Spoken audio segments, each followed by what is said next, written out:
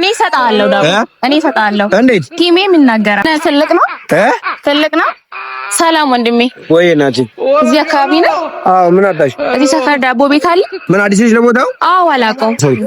ያኛው ይተሻ ያስፋው ነው። ይሄኛው ደግሞ የዘለቀ ባንጀቴ ነው።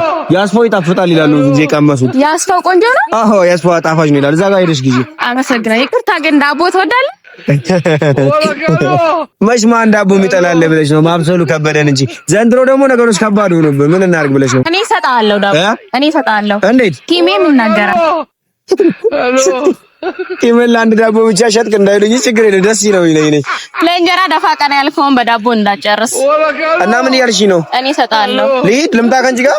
ምስት ዳቦ ባሰጥም ገዝተህ ብላ አይደል የምላው ከውጪ? አዎ ይሄ ቃል የምር ይላል እኮ ቃሉ ነው እኮ የሚለው። ልክ ነሽ። አዎ ግን ትልቅ ነው ትልቅ ነው።